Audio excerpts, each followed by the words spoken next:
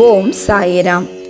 எனதருமை பிள்ளையே, இன்றும் இன்னும் பலவிதமான பிரச்சனைகளை சந்தித்து கொண்டிருக்கும் உனக்கு மேன்மேலும் தொடர்ந்திருக்க காரணம் என்ன என்று என் பிள்ளையே நீ யோசித்தாயா?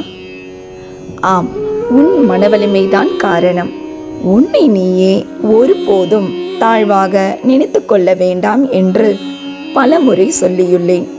உன்னை விட வலிமையானவர் இந்த உலகில் எவரும் இல்லை என்பதை நீ முதலில் தீர்க்கமாக நம்ப வேண்டும். இந்த மன வலிமையை சோதித்து பார்க்கவே உன்னில் பல நிகழ்வுகளும் இன்றும் தொடர்ந்து கொண்டிருக்கின்றது. உன் வீட்டு கண்ணாடி முன் நின்றுதான் பாரேன், அது சொல்லும் நீ எவ்வளவு வலிமையானவர் என்று. சில சூழ்நிலைகளை கடந்து செல்ல உடல் வலிமையை விட மன வலிமை அதிகம் தேவைப்படுகிறது. விதை போட்டவுடன் மரமாகி கனிகள் வரணும்னு நினைக்க கூடாது. நீ எடுக்கிற சிறு முயற்சி தான் நாட்கள் ஆனாலும் உன்னை பெரிய அளவில் உருவாக்கும். அதுவரை நீ செய்ய வேண்டியது உன்னோட முயற்சியை கைவிடாம தொடர்றது. எத்தனையோ கவலைகள் எல்லோரிடத்திலும் உண்டு, உனக்கு மட்டும்தான் இருக்குன்னு நீ யோசிக்க கூடாது. அப்படி நீ அவற்றையெல்லாம் எண்ணிக்கொண்டிருந்தா உன்னால அந்த கவலைகள்ல இருந்து மீளவே முடியாது. அதை சொல்லிக்கிட்டே இருந்தா உன்னால வாழவே முடியாது. எப்பவும் தளர்ந்துடாத. வாழ்க்கையில எப்பவுமே இன்னொரு வாய்ப்பு கண்டிப்பா இருக்கும்.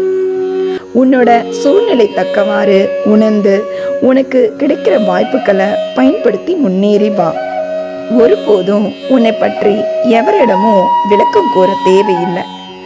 ஏன்னா உன்னை புரிஞ்சுக்கிட்டவங்களுக்கு அது தேவையே படாது.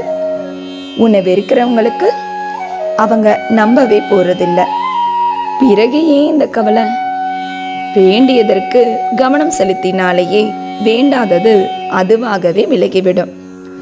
எவ்வளவு சம்பாதித்தாய் என்பதை விட நீ எவ்வளவு சந்தோஷமாய் வாழ்கிறாய் என்பதுதான் மிகவும் அவசியம்.